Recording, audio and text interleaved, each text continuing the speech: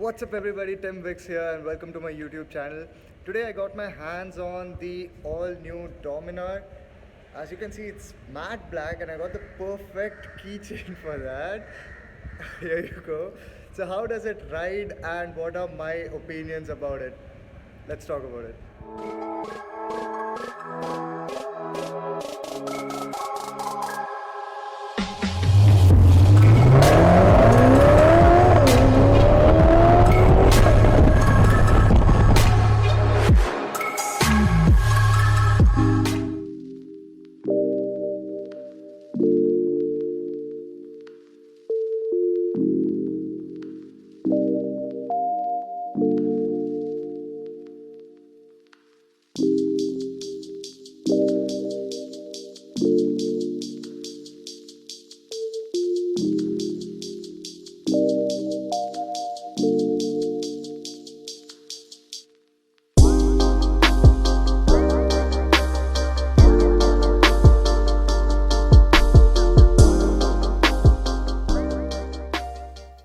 The journey for Dominar began back in 2014 when it was showcased in the Auto Expo as the Pulsar Cruiser Sport 400 or CS400 in short.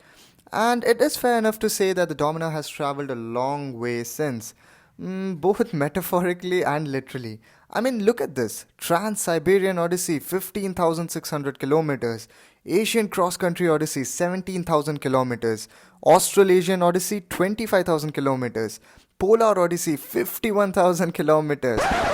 But Macha, I'm not gonna take this bike to Antarctica and all.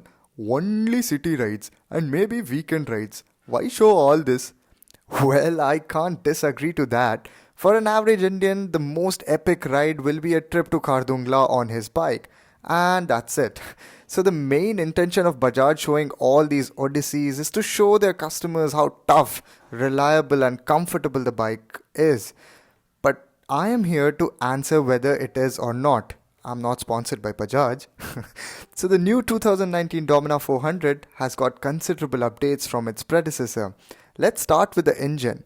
The power has increased from 35 horsepower to 40 horsepower, churned out by a 373cc dual overhead cam engine. The previous model had a single overhead cam. The engine is really torquey and sounds brilliant. When I started the bike for the first time, I thought it had some aftermarket exhaust.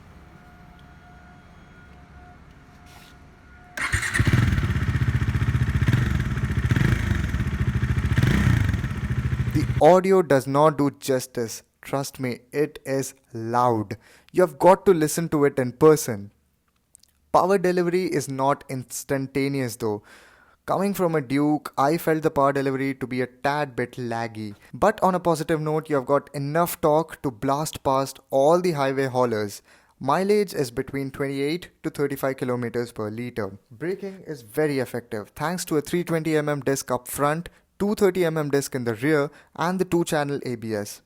With the bike being more inclined towards cruising, the suspension is a little bit on the softer side.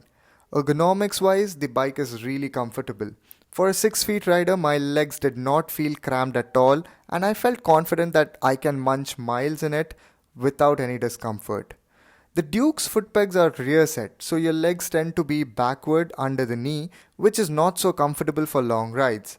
But that's not the case with Dominar. The foot pegs are rear set, but not as aggressive as Duke, and it's very comfortable. How does it handle? Well, the bike is heavy, 185 kgs to be precise. All this weight gives a very stable feel while doing triple digits on highways. Bike feels flickable and handles like a charm. The upside down forks up front does its job well. So will it be difficult to handle in traffic? Well, I don't think so. Since the riding posture is very comfortable, you can manage it very well in the traffic. It will take some time for you to, get used to the weight, but it won't be a big issue.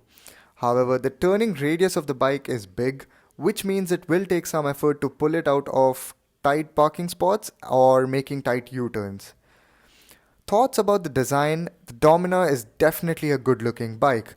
It doesn't stand out of the crowd, especially in subtle colors. I mean, there are some bikes which look fast, See, whether it's fast or not is a different matter, but the color, body panel, stickering, etc. makes it look like a fast bike. Dominar is more like a sleeper. You realize its true potential when you ride it. The design feels more mature. There's no fancy stickering or decals anywhere on the bike. This matte black Dominar looks so cool that even Batman would approve it. I smell some design cues of the Ducati Diavel. Is it just me or do you guys feel it too? Let me know down in the comments below. The headlights are powerful and has a good throw. Build quality feels alright. The bike I tested is comparatively new, so I did not feel any vibrations. I borrowed this bike from a friend of mine and it's his second Dominar. He already has the older model. So just imagine if he has gone again for a Dominar, how trustworthy the bike must be. The digital console is pretty good. It shows all the essentials. There is a secondary display in the tank which has the gear indicator, odometer, and the time display. The positioning of the secondary console is not so good. Now, I am someone who uses the gear indicator a lot, so I have to bend my head to see that because it is not in your line of sight when you wear a full mask helmet. It would have been nice if the time display and the gear indicator were present on the primary console and the dynamic fuel efficiency was there on the secondary console. Another cool feature is the bungee cord holder which is present underneath the pillion seat. Once you open the rear seats, you actually get these cables for tying the bungee cords and holding your luggage in the back. So, as you all know, Bajaj markets their Dominars as a power cruiser and a vehicle which you can take for long rides. So for that, I think this is really a useful and cool feature. This will be extremely useful if you want to tie your luggage in the back. So what's my final verdict? At rupees 2.1 lakh on road, the Dominar 400 definitely makes a good value for money. It is an all-rounder. You can commute comfortably and also tour on it at reasonable highway speeds. I feel it's more inclined towards the touring side rather than being a downright brutal street fighter like the Duke 390. Being a Bajaj, you won't have any issues finding spares and you can find the service centers almost anywhere across the country. But most importantly, you can brag that you own the first Indian bike to have been ridden in the Antarctica, if it helps in any way. Thank you so much for making me a part of your day. Big shout out to my friend Mahadev for making this video possible. Share this video with your friends who want to know more about the Dominar 400. Subscribe to my channel and follow my adventures on Instagram at TimVex, and I'll catch up with you all in the next one.